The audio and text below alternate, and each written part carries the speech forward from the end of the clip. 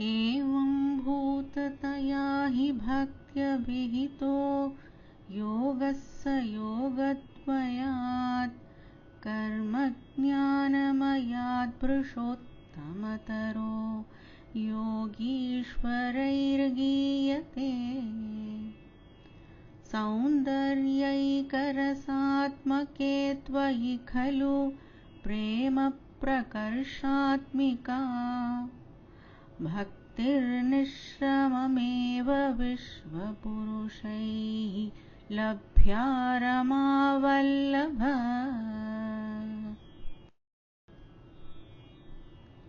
भक्त्यभिहितः सह योगः एवं भूततया हि कर्म ज्ञानमयात् योगद्वयात् पुरुषोत्तमतरः इति योगीश्वरैः गीयते। हे रमावल्लभ, सौन्दर्यैकरसात्मके त्वयि प्रेम प्रकर्षात्मिका भक्तिः विश्वपुरुषैः निश्रममेव लभ्या खलु। गीयते योगीश्वरैः इति.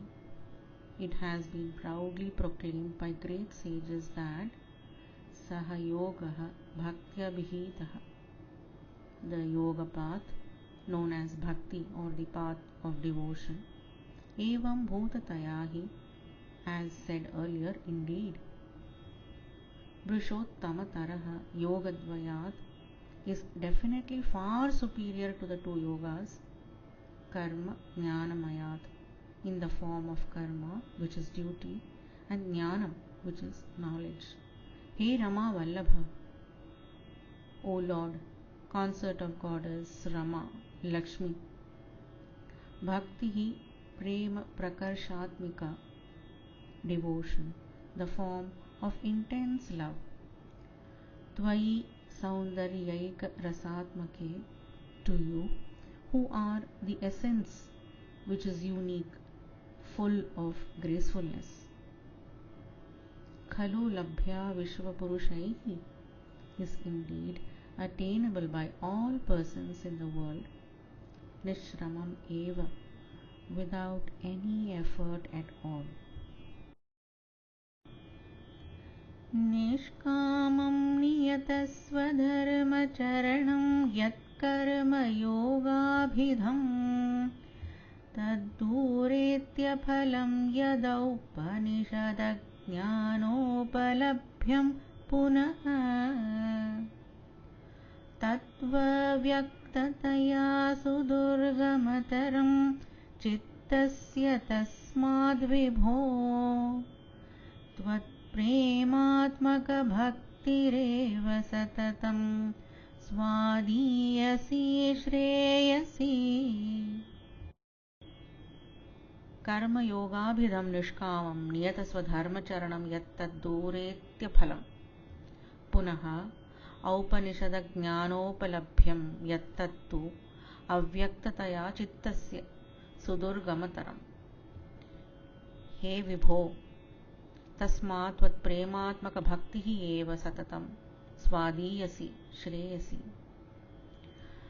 यत् कर्मयोगाभिधम, what is called karma yoga, that is path of action, tat nishkamam, that is without desire, which means that is practiced without desire for results. Niyata swadharma charanam, and with observance of prescribed courses of conduct. Duretya phalam is productive of results only in the distant future.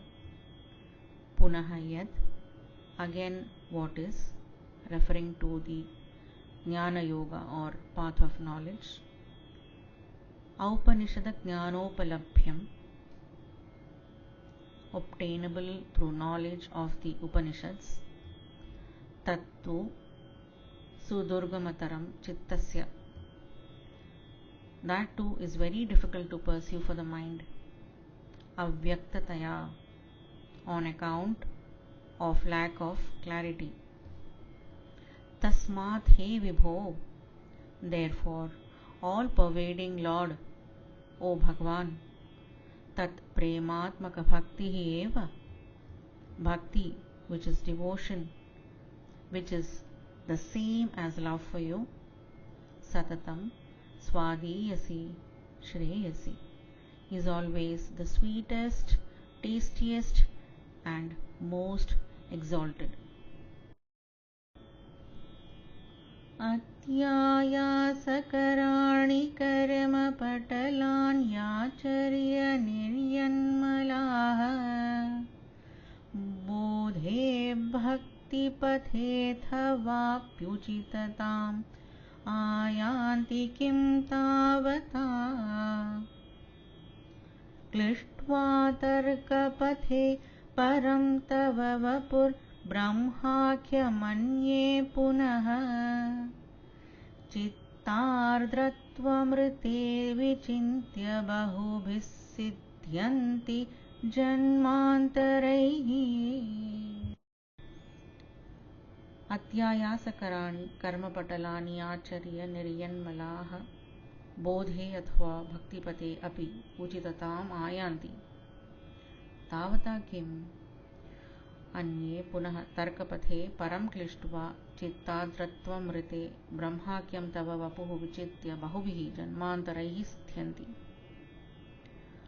आचर्य अत्यायासकराणि, performing the most laborious and karma patalani niryanmalaha, numerous austerities and gaining purity of mind. Ayanti uchitatam, they acquire the fitness to pursue. Bodhe athva bhakti pathe, the path of knowledge or the path of devotion. Api tavata kim, but of what use is it?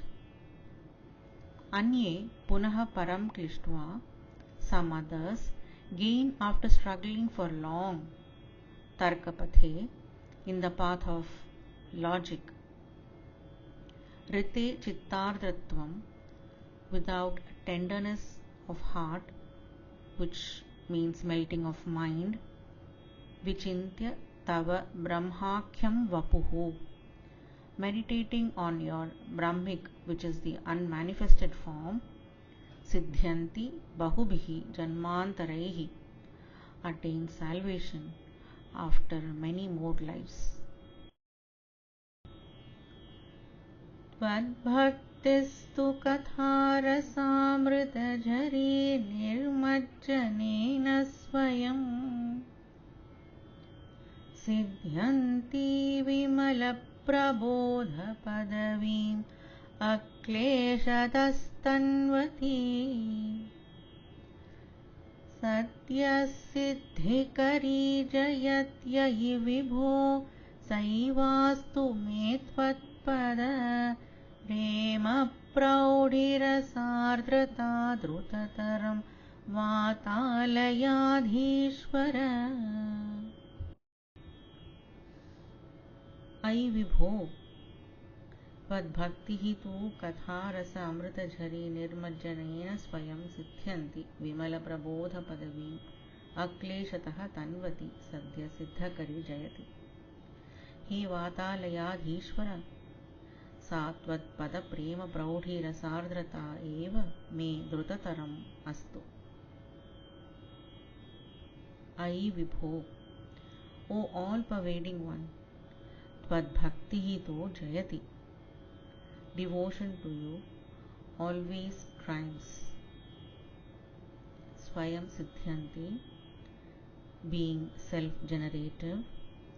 Katha rasa amrita jhari nirmajjanena, by submerging one in the nectarine river of your interesting stories. Tanvati akleshataha, conferring without any effort. Vimala prabodha padavim, the state of taintless knowledge and enlightenment. And satyaha siddhikari, instantly bestowing the final moksha, liberation. He vatalayadhishvara, O Lord of Guruvayur, may drutataram astu, may I soon accomplish. Satvat pada prema praudhira sardrata eva, that tenderness of heart born out of intense love towards your lotus feet alone.